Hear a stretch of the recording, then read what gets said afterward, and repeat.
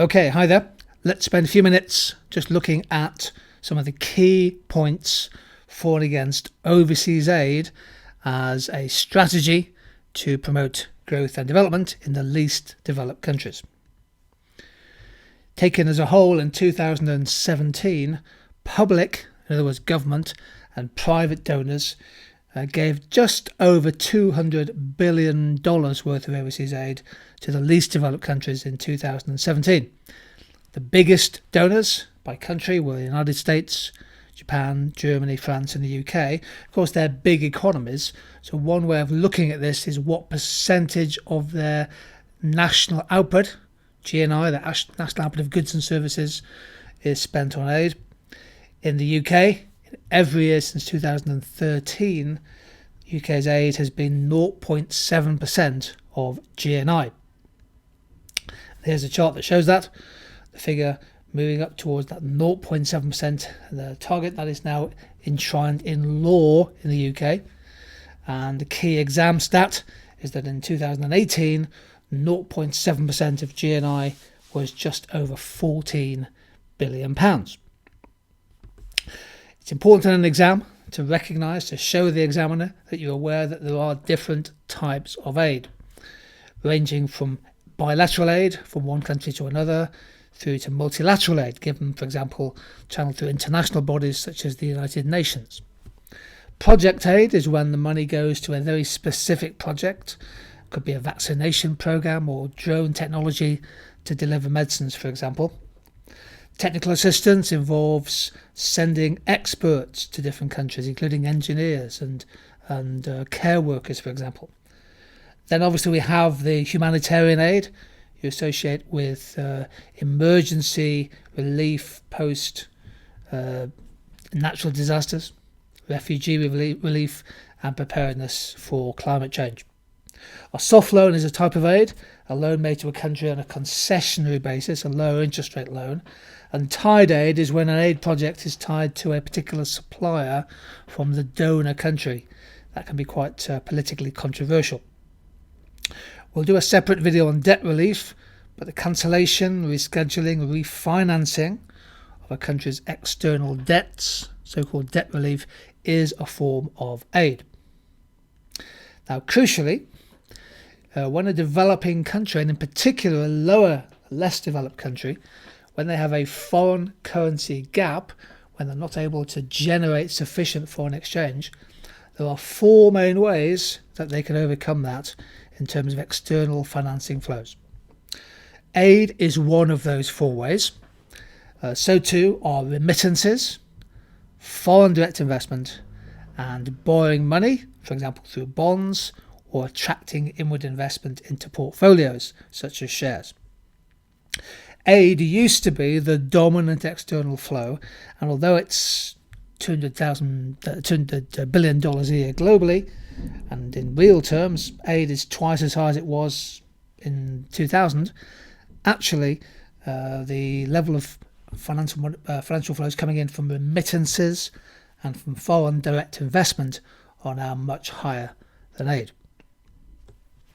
So from an exam point of view, what are some of the key arguments for overseas aid? How can aid promote economic growth and development in the least developed countries? First of all, aid is an inflow of money, and as well as payment in kind, for example, and that can help to overcome the savings gap and the foreign currency gap. It won't completely overcome it, but it can help to offset it. Secondly, of course, humanitarian relief is measurably important when it comes to perhaps stabilising a country after a conflict or trying to curb the worst problems associated with environmental disasters. Aid can and does save lives. Project aid can fast forward extra investment in key infrastructure, eventually leading to higher productivity. It doesn't have to be huge infrastructure, it can be small scale projects such as farm irrigations, for example, mobile phone networks.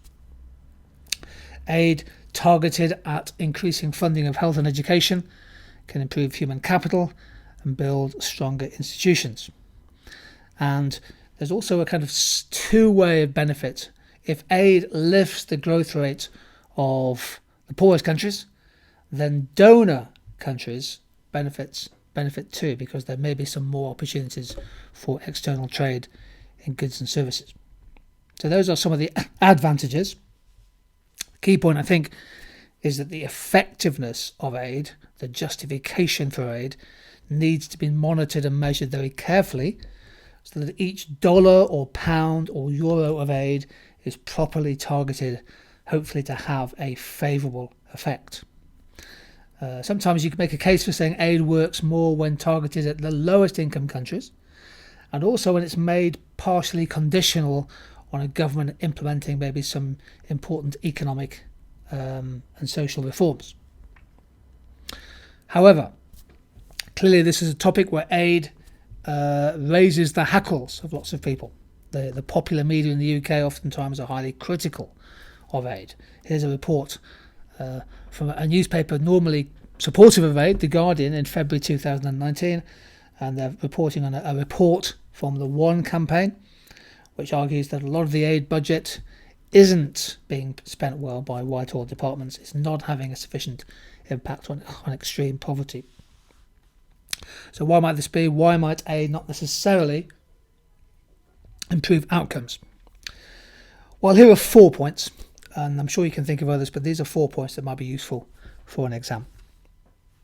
The first point is that there's a clear potential conflict between aid flows and poor governments. Aid may leave the recipient country without warning. It may just disappear through fraudulent means. Aid can finance corruption by the existing power elites, and it can reinforce the power elites.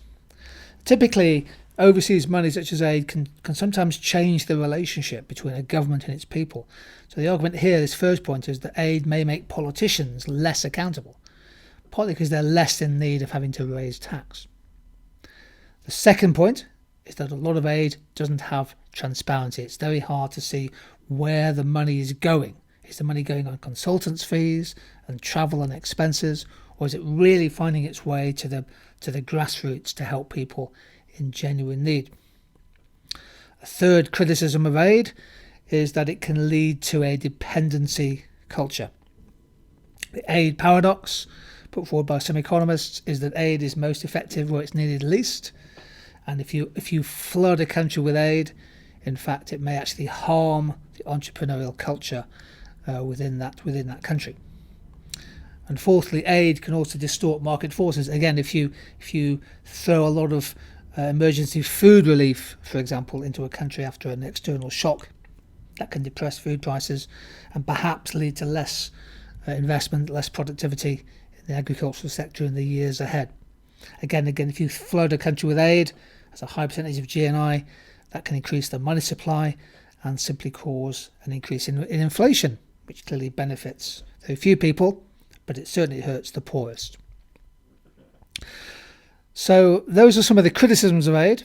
That said, I think the project-based approaches to aid has become more important in recent times, particularly project money using pretty solid, robust cost-benefit analysis.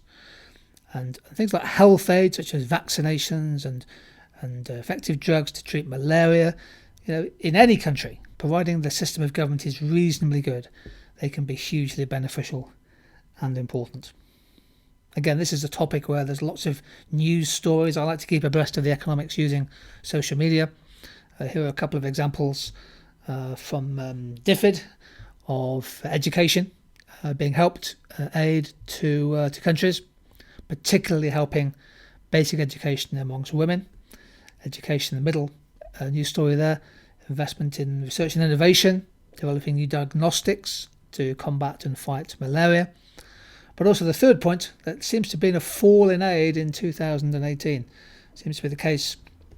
Some countries, particularly those who are suffering from a fiscal crisis, are cutting back on their aid payments. The UK won't do that because they've committed in law to maintaining aid at 0.7% of GNI. So there we go. Aid is an important part of the development policy issue, and I would put it in there with topics such as remittances and debt relief and foreign direct investment as a key part of your development economics revision. So thank you for joining in.